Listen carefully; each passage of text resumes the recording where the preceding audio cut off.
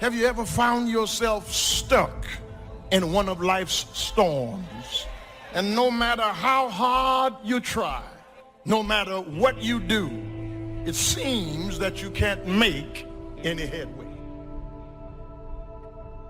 So many times the storms in our life, we didn't prepare for them, we didn't plan for them, we didn't ask for them, we didn't even cause them, they just suddenly happen. I want to talk to us this morning about hidden blessings in the storms of life. Each of us this morning is in either one of three situations. You are either headed towards a storm, or you are just coming out of a storm, or you are in a storm right now.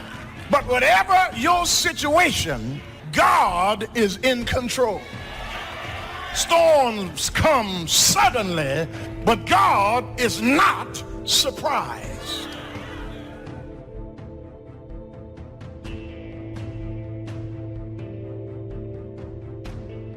I still believe that things can turn around for me.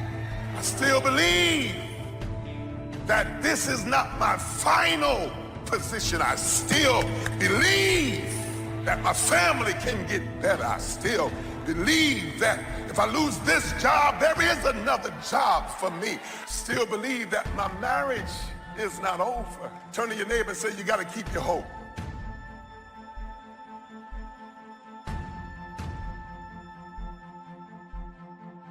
Clap somebody and say, I believe. Is there anything you believe in that you'll sweat for, that you'll work for, that you'll labor for, that you'll commit yourself to? Is there anything that you love other than yourself?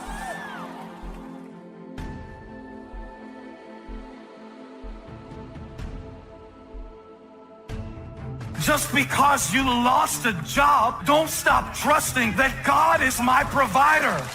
Sometimes you have to go through something to really get your insight, to find out who you really are, to find out what you really got, to find out that you're tougher than you thought you were, to find out that you can do more than you thought you could do. Through my eyesight, I connect with that which is around me, not that which is within me. And sometimes I cannot be delivered by that which is around me. I can only be delivered by that which is within me. If I look around me, I see circumstances. If I look in me, I see hope. So sometimes in order to really get your focus, you have to shut down your eyesight to build up your insight. Shut your eyes to what you see and turn on your insight to what you believe.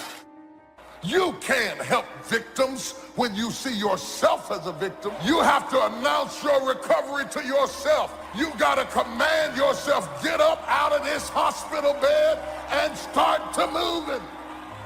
Clarity. Because when you get in a storm, you become real clear.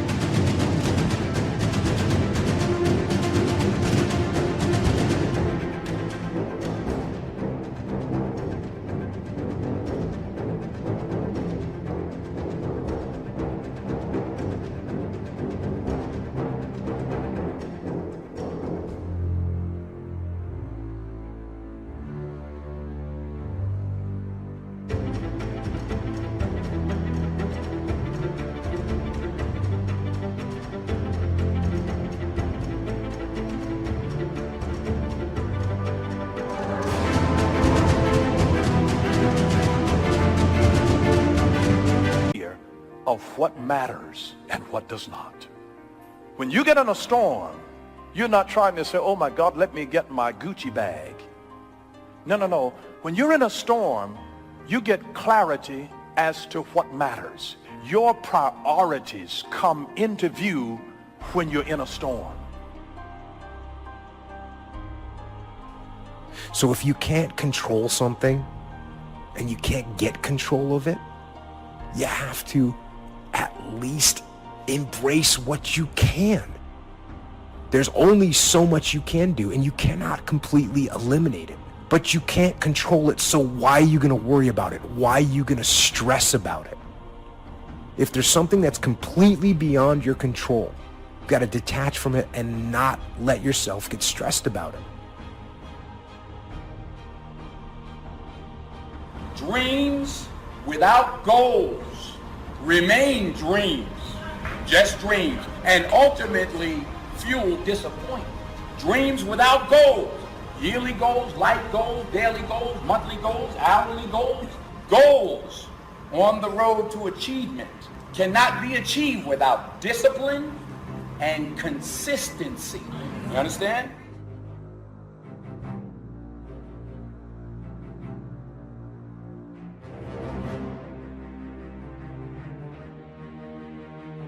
Someone's gonna get the candy in life. There's always candy in life. That piñata eventually always breaks down. Do you want to be the person who was there in the beginning, hitting as hard as you could and sacrificing and never get the candy? Or are you going to get something for your pain? Are you going to get something for your effort? Are you going to get something for this sacrifice you're making? You got to get something for this pain. You got to stick in the game until the candy comes out, and then we all get to celebrate. I promise you there's going to be a payoff for you.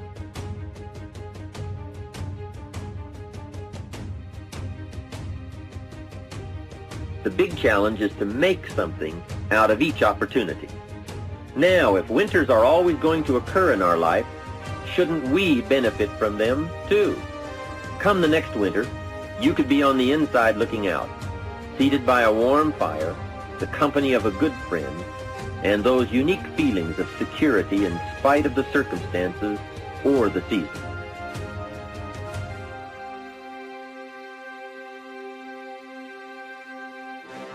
You have to be honest with yourself and truthful with yourself. And I think a lot of times what it is for me, I was expecting things from people that I wasn't giving to people. And so that's very selfish, you know? So I had to look at myself and say, you know what, this part of my personality needs to be changed, it needs to be fixed. So it's that reality that you have to have with yourself and that truthfulness, and not knowing that it doesn't make you weak by admitting these things. It doesn't make you less by admitting these things.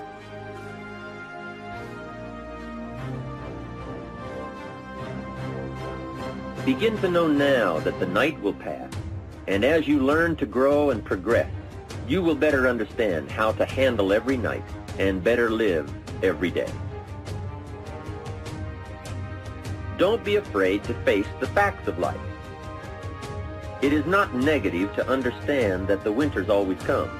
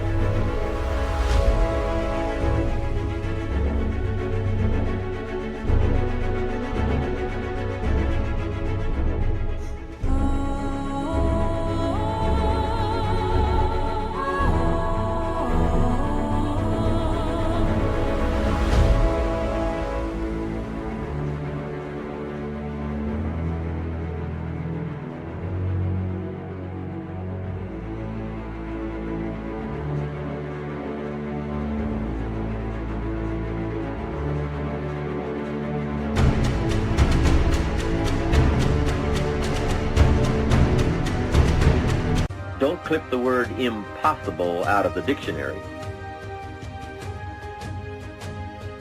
Don't say, I don't want to hear the problem. I don't want to see the difficulty. Don't show me the weeds. Don't say anything negative.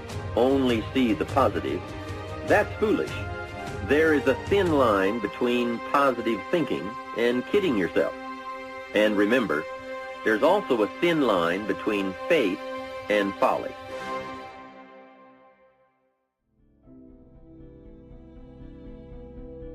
I fought one hell of a fight. Are there any fighters in here? I mean, mean, I fought such a good fight that when I look at what other people call a fight, what they call a fight is what I call normal. I fought my way up. I fought to get to work. I fought to stand. I fought to carry on. I fought to live. I fought to get out of the bed. I fought with my fears, my anxieties, my insecurities. I fought with haters, liars, backbiters, and betrayers. And many times I laid in the bed, I couldn't go to sleep because I was fighting with myself. I fought.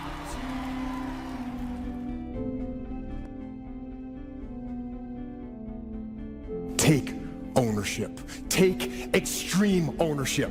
Don't make excuses. Don't blame any other person or any other thing. Don't hide your delicate pride from the truth. Take ownership of everything in your world, the good and the bad. Everyone took ownership of their mistakes. Everyone took ownership of the problems. Take ownership of your job, of your future, and take ownership of your life.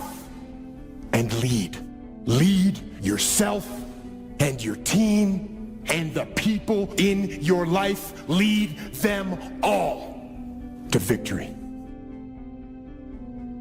Make your move before you're ready. We're instructed in life to walk by faith and not by sight. See, you want to really begin to stretch yourself. You want to become a risk taker. Most people won't do that. See, most people engage in low life living, low risk living. This God said, if you're not willing to risk, you cannot grow. And if you cannot grow, you cannot become your best. And if you cannot become your best, you can't be happy. Then what else is there? Anybody who's not ever willing to risk will never do very much in this world. And in all probability, you'll end up being quite bored with your life. A couple things that I said last night that I don't want you to forget is walking by faith is taking step one before you know what step two is. After a few times, you get a little more used to it and it's not quite as scary, but taking a step of faith is stepping out to do something when you don't know how it will be provided for. But you believe with all your heart that it's what God has told you to do. Life is short and unpredictable. And so you want to begin to take some chances. You want to begin to challenge yourself and make it okay to fail and learn from your failures. Don't allow fear of failure to draw you in. You can't get out of life alive. You got to die to leave here. You got to make changes. You got to say no. You got to disappoint people. You got to walk away from some stuff. You have to. And so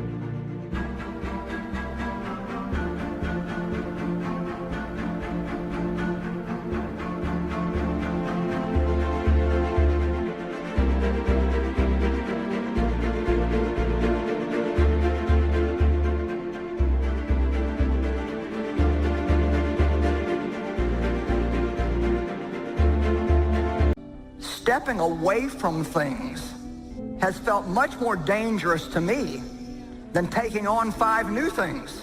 Does anybody get it? Anybody out there, you get it? Trying to learn early the consequences of errors in judgment, poor behavior, and then try to learn from others that have gone down a disastrous road, and sure enough, they suffered the consequences, and you say, wow, then I'm going to change direction because I don't want those consequences. That's called being doubly smart, learning from errors in judgment. A few simple disciplines practiced every day. Now you're on the road to success. A few errors in judgment repeated, and you can turn anything around. Once you see that you're suffering either early consequences or severe consequences, all you have to do now is shut down that route, pick another destination and start going that way with some easy disciplines that day by day gather momentum, and now one success leads to another, leads to another. Here's what we call that. Disciplines. Easy disciplines. All disciplines affect each other. Every discipline affects the rest. Every lack of discipline affects the rest.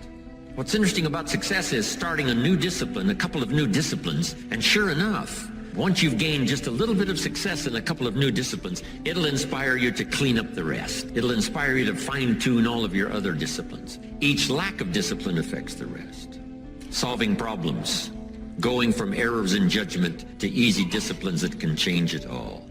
And if you start that journey, it doesn't take long for new signs of success to appear. I got such great results that first year that I made these incredible changes, learning extra skills, putting together extra disciplines, working harder on myself and on my job. The early signs of the fact that I was going to arrive at a more positive destination, I was hooked. It didn't take but a few months, less than a year, and I was hooked for life.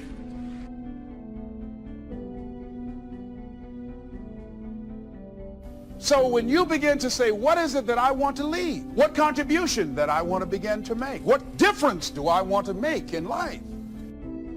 What is it that I want to do with the rest of the life that I have left? What chances I need to take? What risks do I need to begin to embrace? What fears do I need to step on? What areas of my life am I dead right now? What dreams? You can either live your dreams or live your fears. You have got to get to a point where you say, I'm sick and tired of living like this. There's got to be more. That's when people go out and strike out on their dreams. That's when people get out of relationships where they're dying together rather than growing together. See, you will when you put yourself in that kind of situation. I'm reminded of two frogs that were hopping down the road, and they fell into a bottle of milk. And one was hopping up and down for a while, and he drowned. He just gave up. But this other frog just kept on kicking. He wouldn't give up. He just kept on kicking. And pretty soon he churned that milk into butter, and he walked on out. I ask you to start that same journey. Let your new skills, new disciplines affect all of the rest. You really won't be happy if you don't produce. 6/7 of our life was to be devoted to labor and work, to produce a work of art, to produce a good family, to produce an enterprise.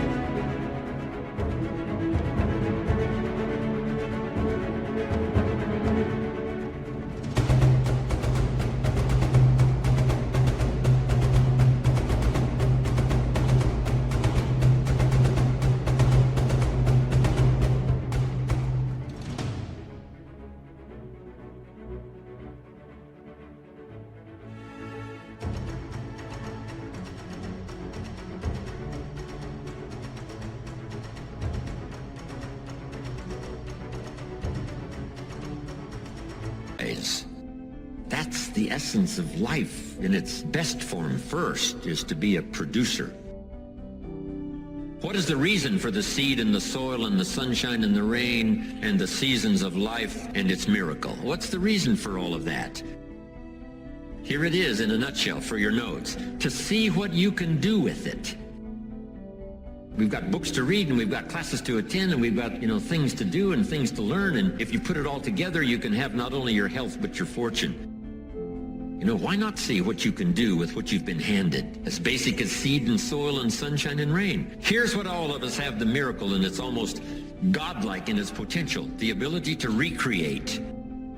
Only God can create the sunshine, the rain, the seasons, the miracle of life. But here's what humans can do. Recreate those components into a harvest. By planting the seed, reaping the rewards in the harvest. We call that recreation. To recreate. To take your hours and your energy and your life and a bit of skill and create.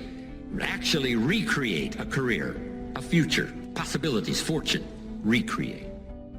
And that changed my life. It was Oliver Wendell Holmes who said that once a person's mind is expanded with an idea, it can never be satisfied to going back to where it was. So some of you are going to experience a breakthrough. Some of you are going to go back and look at your dreams and brush them off. Whatever goal that you have in mind, I want that to be a goal that will challenge you, something that will make you stretch. It was Osborne who said, unless you attempt to do something beyond that which you've already mastered, you will never grow.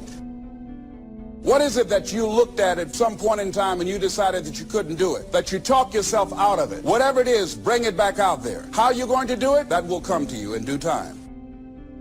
See, you don't get in life what you want, ladies and gentlemen. You get in life what you are, not what you want. And see, the good news is that we can always become more by working to develop ourselves. You've got to begin to take a look at your life and look at where are you right now? What are your strengths? What are your weaknesses? What gives your life a sense of fulfillment, a sense of joy? What does a full, rich life means to you? What is it that you could love doing 7 days a week? Think about that. That takes an incredible psychology. But in that psychology, we bump onto limits, and that's what you got to shift. And if your psychology is solid, then you got to say, where are the skills I'm missing? Because that's equally important. And you won't be happy if you aren't really extending yourself. Because here's really the goal of the human adventure, the full development of all your potential. Why not see how far you can go, how much you can earn, how much you can share, how much you can give? Why not see what all you could be? That's why at my age I'm still working, traveling the world, doing what I've done for all these years, is to see what else I can become. How much stronger could I become? How much more refined could I be in my working with business partners and all the rest? Why not go for that ultimate challenge, on and on, as far as you can, take it as far as you can? Friendship is one of the greatest support systems in the world. Nourish it, protect it, look after it, develop it to the best of your ability.